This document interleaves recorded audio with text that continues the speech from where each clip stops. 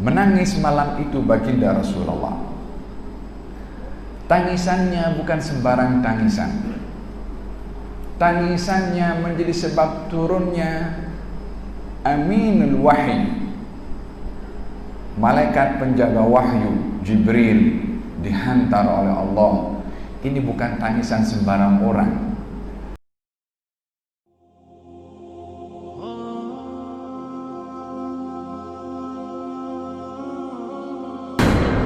Apa yang menyebabkan kekalnya agama baginda Rasulullah 1000 tahun lebih walaupun dalam ketiadaan beliau? Apa yang menyebabkan umat ini makin hari makin bertambah bilangannya walaupun perjuangan dakwah Nabi hanya 23 tahun berbandingkan kepada nabi-nabi sebelum Rasulullah yang perjuangannya cukup lama. Baginda Rasulullah bermula terima wahyu sampai meninggal dunia berdakwah 23 tahun. Menerima wahyu umur 40, meninggal dunia 63 tahun. Perjuangan menyampaikan Al-Quranul Karim hanya 23 tahun. Ya, kalau mengikut masanya singkat.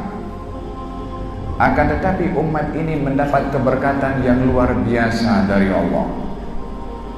Ianya adalah sebagai anugerah yang diberikan oleh Allah kepada Nabi yang tersayang di sisi Allah Subhanahu wa ta'ala, yaitu Nabi Muhammad.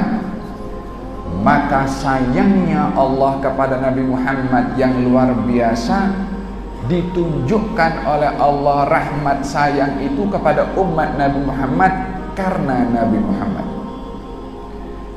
Sehingga kita melihat di dalam Al-Quranul Karim Allah Subhanahu wa ta'ala berfirman, "Wala sawfa yu'tika rabbuka fatarda."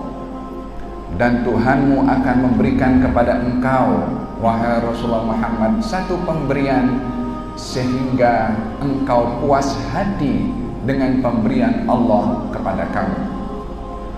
Agaknya pemberian apa yang Allah tawarkan kepada Nabi sehingga Nabi puas hati? Apa yang Nabi minta kepada Allah sehingga diberi dan Nabi puas hati? Selalunya orang itu kalau diberi, pemberian itu tergantung kepada yang memberi. Terkadang yang diberi puas hati, terkadang yang diberi tidak puas hati. Kalau yang memberi sedikit, yang diberi perlu banyak, maka yang diberi tadi sedikit saja. Tapi kalau orang over, kamu minta apa, aku bagi sampai kamu puas hati. Agaknya pemberian ini dan permintaannya adalah luar biasa. Tidak ada orang menawarkan minta apa saja aku kasih, melainkan dia mampu untuk memberi. Tapi kalau dia tak mampu memberi banyak, dia tak perlu tanya berapa minta, dia bagi saja. Allah Subhanahu wa ta'ala berfirman, "Wala sawfa yu'tika rabbuka fatarda." Tuhanmu, wahai Rasulullah Muhammad, akan memberi apa saja yang kamu minta sampai kamu puas hati. Bermakna apa saja yang diminta oleh Nabi akan diberi sehingga Nabi puas hati. Apa yang Nabi minta kepada Allah sehingga Nabi puas hati?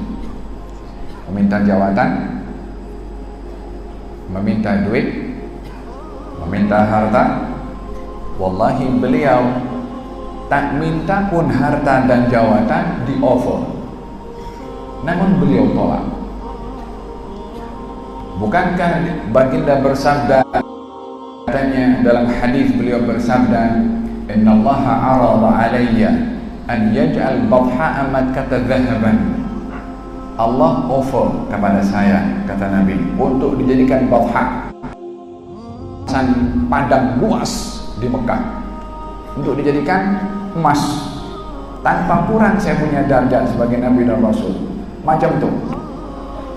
Tapi saya tolak. Saya ingin kenyang satu hari untuk saya bersyukur, dan saya ingin lapar satu hari untuk saya bersabar. Ianya adalah bahagian daripada jabrul khatir, menjaga perasaan orang yang susah dari kalangan umatnya. Kalau menghadapi kesusahan, Nabi mereka juga susah. Kalau menghadapi kelaparan, Nabi mereka juga lapar. Kalau nabinya senang dengan kebenaran, umatnya tak terhibur dengan keadaan kesusahan yang ada pada baginda Rasulullah sallallahu alaihi wa alihi wasallam. Wala sawfa yu'tika rabbuka fatahra. Ditawarkan kepada baginda Rasulullah dua tawaran. Yang memberi tawaran Allah Subhanahu wa taala. Apakah tawarannya? Menjadi raja dan menjadi nabi, atau menjadi hamba biasa dan menjadi nabi. Di antara nabi yang menjadi raja dan menjadi nabi, Nabi Daud dan juga Nabi Sulaiman. Kedudukannya nabi, rasul. Namun pada masa yang sama memiliki kerajaan. Hal yang sama di-offer oleh Allah kepada Nabi Muhammad. Jadi raja, jadi nabi juga, atau menjadi hamba biasa namun menjadi nabi. Nabi tengok kepada Jibril, nak tanya pendapat, apa ini offer daripada Allah, yang mana satu patut aku pilih? Kata Jibril, memberi isyarat dengan menundukkan kepalanya, maksudnya bertawaduklah kamu wahai Rasulullah. Maka Nabi memilih untuk menjadi hamba dan menjadi nabi. Apa yang tidak di-offer oleh Allah daripada keduniaan dan kebendaan serta jawatan kepada baginda Rasulullah, namun semuanya ditolak. Harta pun juga ditolak, jawatan pun juga ditolak. Ingin menjadi hamba yang dimuliakan oleh Allah Subhanahu wa ta'ala. Oleh sebab itu darjat tertinggi seseorang di sisi Allah adalah bila mana dapat merealisasikan arti penghambaan diri kepada Allah Subhanahu wa ta'ala. Di dalam Al-Quran, kalau disebut nama baginda Rasulullah dengan gelaran tertinggi, Allah akan sebut dengan sebutan hamba. Subhanalladzi asra bi'abdihi. Maha suci zat yang memperjalankan hambanya. Tidak disebut nabinya, tidak disebut rasulnya, tapi gelaran penghambaan diri yang ada pada Nabi, bertawaduk di hadapan Allah, itulah yang mengangkat darjat Nabi Muhammad lebih daripada nabi-nabi yang lain. Man tawadha'a rafa'ahu Allah. Orang yang bertawaduk akan diangkat darjatnya oleh Allah. Sayyidul mutawadhi'in, penghulu kepada orang yang bertawaduk adalah junjungan Nabi Muhammad sallallahu alaihi wasallam. Kalau dunia jawatan tidak diminta oleh Nabi, apa yang diminta oleh baginda Rasulullah kepada Allah dan diberi oleh Allah Subhanahu wa ta'ala? Dan satu hari baginda Rasulullah membaca Al-Quranul Karim, hadis dalam Sahih Muslim disyarahkan oleh Imam An-Nawawi. Baginda membaca Al-Quranul Karim, kata-kata keluhan Nabi Ibrahim terhadap kaumnya yang menyembah berhala. Katanya, Rabbi innahunna adlalna kathiran minan nas. Wahai Tuhanku, sesungguhnya berhala-berhala ini dah menyesatkan ramai daripada manusia sehingga manusia menyembah kepada berhala. Nabi Ibrahim mengadu, mengeluh kepada Allah, umatku sembah berhala, macam mana ya Allah? Ayat diteruskan sampai membaca keluhan Nabi Isa alaihissalam terhadap kaumnya. Katanya, in tu'adzibhum fa innahum ibaduk. Ya Allah, kalau engkau azab mereka, yakni umat Nabi Isa, sesungguhnya mereka adalah hamba-hambamu, yakni engkau berhak untuk menghukum orang bersalah di antara mereka. Wa in taghfir lahum, tapi bila mana engkau ampunkan mereka, sesungguhnya engkau maha pengampun dan maha bijaksana. Keluhan demi keluhan para nabi terhadap umatnya mengingatkan Nabi Muhammad mengeluh kepada Allah akan nasib umatnya. Menangis malam itu baginda Rasulullah. Tangisannya bukan sembarang tangisan. tangisannya menjadi sebab turunnya Aminul Wahyi, malaikat penjaga wahyu Jibril, dihantar oleh Allah. Ini bukan tangisan sembarang orang, tangisan orang yang disayang oleh Allah. Mahal tangisannya. Kita kalau ada anak yang kita amat sayang dan terdengar suara tangisan, hati kita boleh hancur. Karena perasaan sayang kita kepada anak. Allah walillahil matsalul a'la. Allah ketika melihat tangisan Nabi Muhammad, hantar Jibril turun, tanya kepada Muhammad, kenapa menangis? Allah Maha tahu kenapa baginda Rasulullah menangis, tapi suruh Jibril tanya supaya perjalanan Jibril bertemu dengan Nabi dan bertanya kenapa menangis dapat diceritakan riwayat itu, sehingga kita malam hari ini tahu kenapa Nabi menangis. Kalau bukan oleh karena Allah hantarkan Jibril tanya kepada Nabi kenapa menangis dan hanya diketahui oleh Allah sahaja, kita tak tahu apa yang berlaku. Hantarkan Jibril turun, jumpa dengan baginda Rasulullah. Katanya, ya Rasulullah, Allah menyampaikan salam kepada engkau dan memerintahkan aku untuk bertanya kepada engkau, kenapa engkau menangis?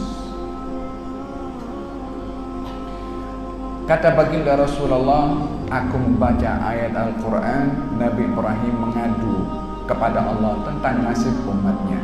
Nabi Isa pun juga demikian. Aku pun juga risau akan nasib umatku juga. Oleh sebab itu aku menangis, ingin mengetahui nasib umatku bagaimana. Yang dirisaukan oleh beliau adalah nasib umatnya. Melibatkan kepada perasaan dalam yang sayang kepada umatnya, sehingga air matanya terkeluar karena rahmat kepada umatnya. Maka beliau mengatakan, aku risau akan nasib umatku. Jibril balik kepada Allah, bagi tahu kepada Allah, ya Allah, engkau maha mengetahui apa yang dikata oleh Rasulullah. Beliau mengadu, menangis disebabkan oleh karena risau dan khawatir akan nasib umatnya. Allah berfirman, bagi tahu kepada Muhammad, inna sanurdika fi ummatik.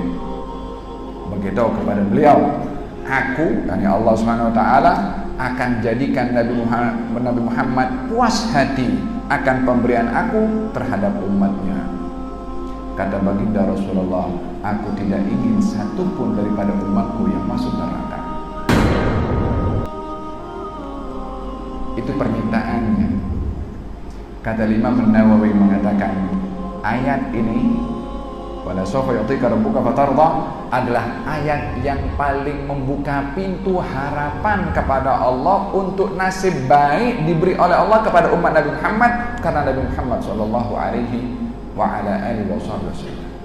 Hadirin dan hadirat, dengan demikian kita dapat memahami bahwasanya Allah Subhanahu wa taala sayangnya kepada Nabi Muhammad nampak tempias. Sayang itu diberikan kepada umat Nabi Muhammad SAW, yang kalau bukan karena Nabi Muhammad mungkin kita tidak dapat tempias itu.